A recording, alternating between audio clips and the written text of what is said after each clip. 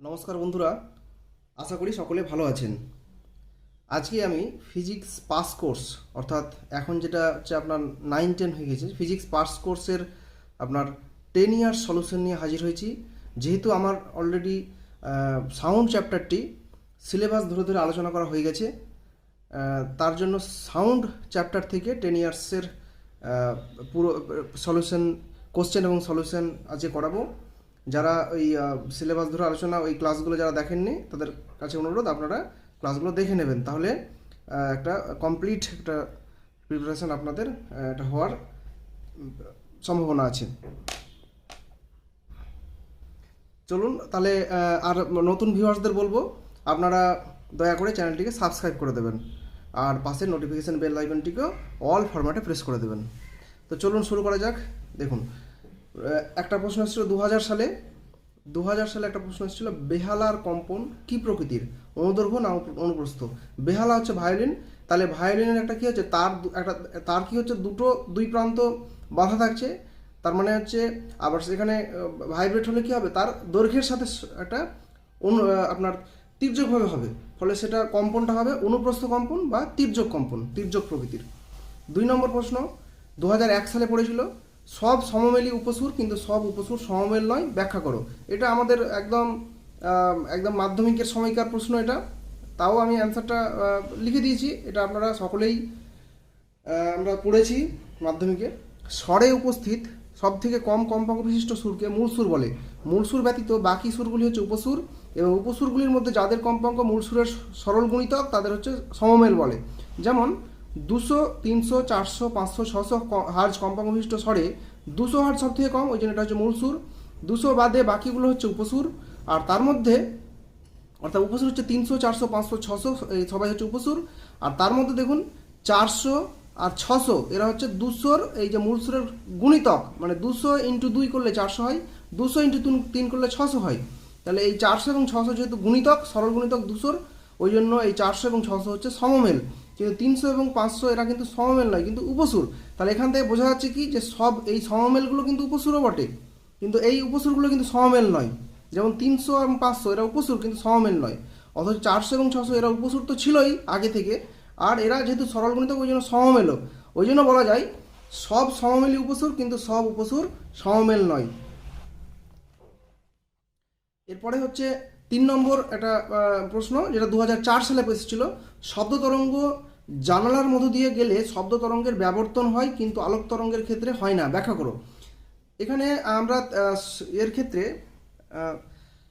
দেখব অ্যান্সারটা হচ্ছে, আমরা জানি রেখাছিদ্র বা বাধা, মানে রেখাছিদ্র হচ্ছে স্লিট এবং বাধা হচ্ছে অবস্ট্যাকল। এর আকার তরঙ্গের, মানে আকার হচ্ছে ডাইমেনশনটা তরঙ্গের তরঙ্গদৈর্ঘ্যের সমতুল্য হলে, মানে ওই রেঞ্জের হলে, ওই অর্ডারের যদি হয়, তরঙ্গদৈর্ঘ্য যে ল্যামডার যে অর্ডার, সেই অর্ডারে যদি হয় তাহলে ব্যাবর্তন হয়। যেহেতু জানলার ছোটো খাঁজ, জানলা কি ছোটো খাঁজ শবতরঙ্গের তরঙ্গদৈর্ঘ্যের সমতুল্য, যেহেতু শবতরঙ্গের তরঙ্গদৈর্ঘ্যটা অনেকটা বড়, তার জন্য জানলার খাঁজ ছোটো যে ফাঁকটা সেটাও কিন্তু শবতরঙ্গের অনুদৈর্ঘ্য তরঙ্গদৈর্ঘ্যের সমতুল্য হয়ে যাচ্ছে, কারণ তরঙ্গদৈর্ঘ্য শব্দতরঙ্গের ক্ষেত্রে বড় অনেকটা, তাই শব্দতরঙ্গের ব্যাবর্তন হয়। কিন্তু আলোক তরঙ্গের তরঙ্গদৈর্ঘ্য অনেক ছোট হয়, জানলার খাঁজে আলোর ব্যাবর্তন হয় না, কারণ এটা অনেক ছোট হয়ে যাচ্ছে তখন। এই আপনার এটা আলোর তরঙ্গদৈর্ঘ্যটা জানলার ছোট ফাঁকের তুলনায় অনেক ছোট, তো ওই জন্য আলোর পরিবর্তন হয় না এখানে। আমরা পরের প্রশ্নে যাব। পরের প্রশ্ন হচ্ছে 2005 সালে পড়েছিল, একটি বাদ্যযন্ত্রে একই ধাতুর সমান দৈর্ঘ্যবিশিষ্ট দুটি তার সমান টানে আছে, তারদ্বয়ের ব্যাসের অনুপাত 1:2 হলে এদের দ্বারা নিঃসৃত মূল কম্পাঙ্কের অনুপাত কত। দেখুন অ্যান্সার হচ্ছে, আমরা জানি তারের মূল সুরের কম্পাঙ্ক n = 1/r, আর হচ্ছে তারের ব্যাসার্ধ। তাহলে আমরা এটা পেলাম কোত্থেকে, এটা দেখুন আমরা বাদ্যযন্ত্রে যেখানে ছিল ব্যাসার্ধের সাথে তুলনা ছিল, সেটা আমরা দেখাচ্ছি। আমরা যে সিলেবাস ভিত্তিক আলোচনা করেছিলাম সেখানেই করিয়েছিলাম এটা। দেখুন টান তারের ক্ষেত্রে আমি দেখাচ্ছি, এই যে টান তারে বা সোনোমিটারের তির্যক কম্পনের সূত্রাবলী, দৈর্ঘ্যের সূত্র, টানের সূত্র, তো ভরের সূত্র, এরকম করতে করতে আমরা ব্যাসার্ধের সূত্র পেয়েছিলাম, যে এখানে যখন আমরা লাস্ট এই পর্যন্ত পেয়েছিলাম। এবার এই ঘনত্ব যদি রো হয় এবং ব্যাসার্ধ যদি আর হয়, তাহলে এমটাকে বলেছিলাম পাই r² রো। তাহলে n1 এখান থেকে এসেছিলো, এটা এসেছিলো এখান থেকে, আমরা এরকম ফর্ম পেয়েছিলাম। আমরা এগুলো পুরো ব্যাখ্যা করেছি, যারা নতুন ভিউয়ার্স দেখছেন আমি আপনাদেরকে অনুরোধ করব আপনারা সেই ভিডিওগুলো আমরা দেখবেন। ভিডিওর এতে থাম্বনেলে লেখা আছে বা যেটা টপ এতে আপনার হেড এই যেটা নাম আর কি, সেখানে লেখা আছে আপনার সিলেবাস ভিত্তিক আলোচনা, ফিজিক্যাল সায়েন্স সিলেবাস ভিত্তিক আলোচনা, এরকম 1, 2, 3 ভিডিও 1 ভিডিও 2 এভাবে করা আছে সবগুলো। এরকম টোটাল 10টা ভিডিও আছে এর। তাহলে আগামীতে আরও আসবে, আপনারা সেই ভিডিওগুলো দেখবেন, আশা করি ভালো লাগবে। এবং ভালো লাগলে অবশ্যই লাইক দিতে ভুলবেন না। তো চলুন, এটা আমরা এখান থেকে এটা পেয়েছিলাম। তাহলে এখানে কী দেখছি, n1 প্রপোর্শনাল টু 1/r, আর যেহেতু নিচে আছে তাহলে এখানে n প্রপোর্শনাল টু 1/r, আর হচ্ছে ব্যাসার্ধ। তাহলে r মানে কি d/2, d হচ্ছে ব্যাস, তাহলে d/2 2 পড়ে গেলে কী হবে 2/d। তাহলে আমরা আবার যদি প্রপোর্শনাল নিই তাহলে কী হবে, n প্রপোর্শনাল 1/d থাকছে। তাহলে n1/n2 = d2/d1। তাহলে d1 আর d2 কত, d1 আর d2 হচ্ছে 1:2, তাহলে d2/d1 হবে 2:1, তাহলে 2:1। তার মানে কী হচ্ছে, n1:n2 হচ্ছে 2:1 পাচ্ছি। এবার 5 নম্বর প্রশ্ন 2006 সালে পড়েছিল। একটি দীর্ঘ ফাঁপা ধাতব নলের এক প্রান্তে হাতুড়ি দিয়ে আঘাত করলে অপর প্রান্তে দুটি শব্দ শোনা যায়, কারণ ব্যাখ্যা করুন। দেখুন, বায়ুমণ্ডলে সরাসরি পাইপের মধ্য দিয়ে শব্দ কানে এসে পৌঁছালে প্রথমবার শব্দ শোনা যায়, এবং শব্দ তরঙ্গ পাইপের দেয়ালে বারবার প্রতিফলিত হয়ে কিছু সময় পরে অপর প্রান্তে পৌঁছালে দ্বিতীয়বার শব্দ শোনা যায়। পাইপ যত লম্বা হবে দুই শব্দের মাঝে সময়ের ব্যবধান তত বেশি হবে। ব্যাপারটা কীরকম, ব্যাপারটা অনেকটা এর মতো। আপনার একটা হচ্ছে পাইপ, এখানে যদি শব্দ করা হয় আর এখানে যদি কান থাকে, তাহলে শব্দ কী হবে, ডাইরেক্ট একটা বাতাসের মধ্যে দিয়ে এই পাইপের মধ্যে ডাইরেক্ট চলে যাচ্ছে, দিয়ে কানে যাচ্ছে। তাহলে এটা হচ্ছে প্রথমবার শব্দ শোনা যাবে, এটা ফার্স্টবার, প্রথমবার। আর একবার শব্দ কী হবে, এখানে শব্দটা একদম সরে যাবে এরকম কোনো কথা নেই।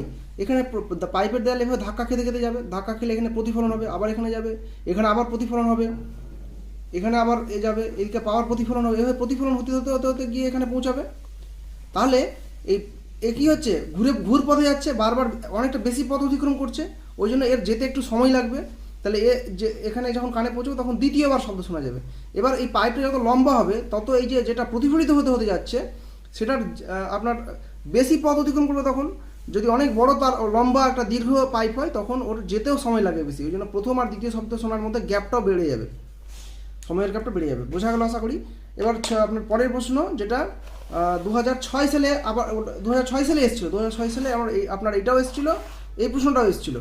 দেখুন, y = 6 sin 2π t/0.05 - x/60 সমীকরণ দ্বারা প্রকাশিত চলতরঙ্গের কম্পাঙ্ক ও বেগ নির্ণয় করুন।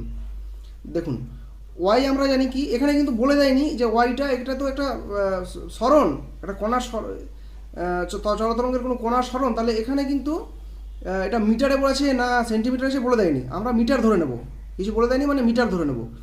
দেখুন, তাহলে y সমান কি 6 sin 2π t/0.05 - x/60। তাহলে y সমান কত হলো 6 sin 2π/60। এখানে দেখুন 60টাকে 1/60 কমন নিয়ে নিয়েছি, 1/60 কমন, তাহলে 2π/60 হলো। এখানে 1/60 কমন হয়ে গেলে এখানে শুধু x থাকলো, আর এখানে তো 1/60 ছিল না, তার মানে আমি একটা 60 উপরে দিয়ে দিলাম, তাহলে কমন নিতে পেরেছি। এবার দেখুন, এটা 1 নম্বর। আর y = a sin 2π/λ vt - x, এটা 2 নম্বর সমীকরণ। এটা আমরা পেলাম কোথায়, এটা চলতরঙ্গের একটা সমীকরণ। আমরা এর আগে, আমি পাতা উল্টে দেখিয়ে দিচ্ছি, এর আগে আমরা করিয়েছি। আপনারা কিন্তু দেখতে পাচ্ছেন এটা কিন্তু বারবার কিন্তু এটা আপনাকে এই 5টা সমীকরণ কিন্তু একদম মুখস্থ রাখতে হবে। আমি যতগুলো পরে দেখিয়েছি আপনার পাতা উল্টে উল্টে এটা কিন্তু অনেকবার দেখিয়েছি, বারবার দেখিয়েছি।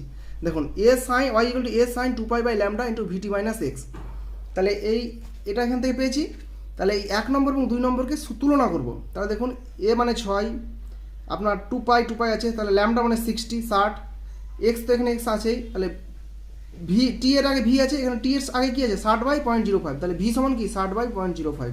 তাহলে এখানে করেছি কি, তুলনা করে পেয়েছি ল্যামডা সমান 60, v সমান হচ্ছে 60/0.05। তাহলে আপনার 60 থাকলো, আর 0.05 মানে কি 5 × 10⁻², কারণ একটা দুটো ঘরের এইদিকে দশমিক, তাহলে 10⁻², 5 12 60, তাহলে 12 × 10⁻², এইটা যদি 10⁻² নিচে আছে, উপরে গেলে 10⁻² হয়ে যাবে, মানে 2 0 1 2 0 0 মিটার/সেকেন্ড। তাহলে আমরা বেগ পেয়ে গেলাম, কি বলেছে, তরঙ্গের কম্পাঙ্ক এবং বেগ নির্ণয় করো। তাহলে বেগ পেয়ে গেছি, ভি সমান পেয়ে গেছি। এবার কম্পাঙ্ক বের করবো। কম্পাঙ্ক সমান কি? এন মানে ভি বাই ল্যামডা, আমরা জানি V equal to N lambda, অনেকবার করেছি। এটাও খুব ইম্পর্টেন্ট একটা ফর্মুলা, আপনারা এই ফর্মুলাগুলোকে অবশ্যই মনে রাখবেন। এটা মনে থাকারও কথা, কারণ আমরা ছোটোবেলা থেকেই পড়ছি। N equal to v by lambda, তাহলে ভি সমান 1200 আর ল্যামডা সমান হচ্ছে 60, তাহলে 0 কেটে গেল, 6 দিয়ে 2 20, তাহলে 20 হার্জ, তাহলে কম্পাঙ্ক হচ্ছে 20 হার্জ এবং বেগ হচ্ছে 1200 মিটার পার সেকেন্ড। অ্যান্সার হয়ে গেল। এবার 7, একটা 7 নম্বর প্রশ্ন, 2009 সালে পড়েছিল। দেখুন প্রশ্নটা হচ্ছে, একটি চলতরঙ্গের সমীকরণ হলো y সমান 5 cos pi into 200t minus x by 150, যেখানে এক্স এবং ওয়াই সেন্টিমিটারে এবং টি সেকেন্ডে প্রকাশিত। এটা কিন্তু বলে দিয়েছি এখানে, মানে সিজিএসে আছে। উক্ত তরঙ্গটির বেগ নির্ণয় করুন। দেখুন ওয়াই সমান হচ্ছে 5 cos pi 200t minus x by 150, আমরা এটা লিখেছি। আবার ওয়াই সমান, দেখুন এটা কি করতে পারি, ওয়াই সমান 5 cos পাইকে ভেতরে ঢুকিয়ে দিলাম, তাহলে কি হবে 200 pi t minus pi by 150 into x, পাইকে ভেতরে করে দিয়েছি, এটা 1 নম্বর। আবার ওয়াই সমান এ cos omega t minus k x, এটা 2 নম্বর করলাম। এটা পেলাম কোথা থেকে? এটাও সেম, এই যে চলতরঙ্গের সমীকরণ, এটা y equal to a sine omega t minus k x. এবার আমরা এই ব্যাপারটা সাইন বা কস যেটাই হোক, সাইন দিয়ে থাকতে পারে, কস দিয়ে থাকতে পারে, তাহলে এটা কস দিয়ে করে, এখানে যেহেতু কস দিয়ে বলেছে ওই জন্য আমরা কস দিয়ে লিখেছি। এটা y equal to a cos omega t minus k x, তাহলে a cos omega t minus k x. তাহলে আমরা এখান থেকে দুটো তুলনা করব, 1 নম্বর এবং 2 নম্বর তুলনা করে কি পাবো? ওমেগা সমান হচ্ছে 200 পাই আর কে সমান হচ্ছে পাই বাই 150। এবার আমরা কি জানি, গতিবেগ ভি সমান কি? ওমেগা বাই কে, এটা আমরা জানি, এর আগে অনেকবার করেছি। আমরা কোথায় করেছি একবার দেখিয়ে দিচ্ছি। ভি সমান ওমেগা বাই কে, এই যে দেখুন এক্ষুনি করি, এই যে এখানে এ আছে আপনার, এই যে চলতরঙ্গের সমীকরণগুলো ছিল তার 1 পাতা 2 পাতা 3 পাতা পড়েই আছে, যে ভি সমান ওমেগা বাই কে তরঙ্গ বেগ, তাহলে ওমেগা আর কে কে যদি ডিভাইড করে তাহলে ভি পেয়ে যাব। তাহলে এগুলো আপনারা পূর্ববর্তী ভিডিওগুলো আপনারা যদি ভালো করে দেখে না থাকেন দেখে নেবেন, অনেকবার কাজে লাগছে এই ব্যাপারগুলো। দেখুন ভি সমান ওমেগা বাই কে, তাহলে ওমেগা হচ্ছে 200 পাই আর কে সমান কে পাই বাই 150, পাই কেটে গেছে, 150 উপরে চলে গেল, তাহলে 200 ইন্টু 150 সেন্টিমিটার পার সেকেন্ড, তাহলে 200 ইন্টু 150 বাই 100, তাহলে মিটার পার সেকেন্ড হয়ে যাবে। সেন্টিমিটারকে মিটার করলে 100 দিয়ে ডিভাইড করবো, 0 কেটে গেল, তাহলে 150 ইন্টু 2 মানে 300 মিটার পার সেকেন্ড হচ্ছে গতিবেগ। তাহলে এই ছিল শব্দের, আপনার শব্দ চ্যাপ্টার থেকে 10 ইয়ার্স পাস কোর্সের, কিন্তু এটা আপনারা মনে রাখবেন, এটা হচ্ছে আমি যেটা বললাম এগুলো পাস কোর্সের 10 ইয়ার্স। তাহলে এই ছিল ব্যাপারটা। এরপরে আমি লাইট পড়াচ্ছি, ফিজিক্যাল সায়েন্সের ফিজিক্স পার্ট থেকে লাইট শুরু করেছি, একটা ভিডিও অলরেডি হয়ে গেছে, আর আগামীতে আবার ভিডিও নিয়ে আসবো। এরপরে লাইট যখন সব শেষ হয়ে যাবে তখন লাইটের এরকম 10 ইয়ার্সের ভিডিও করে নেবো, আর 10 ইয়ার্স কোশ্চেনগুলো আপনাদের পিডিএফ আকারে দিয়ে দেবো। আর হচ্ছে আপনার কেমিস্ট্রি চ্যাপ্টারও এরকম যখন শেষ হবে তখন কেমিস্ট্রিরও এরকম আস্তে আস্তে ভিডিও নিয়ে আসবো। আপনারা ভিডিওটা কমপ্লিট দেখবেন, এটা অনুরোধ রইল। আর ভালো লাগলে অবশ্যই লাইক করতে ভুলবেন না এবং শেয়ার করে অন্যদের দেখার সুযোগ করে দেবেন। তো ভালো থাকবেন, দেখা হবে পরের ভিডিওতে। ধন্যবাদ।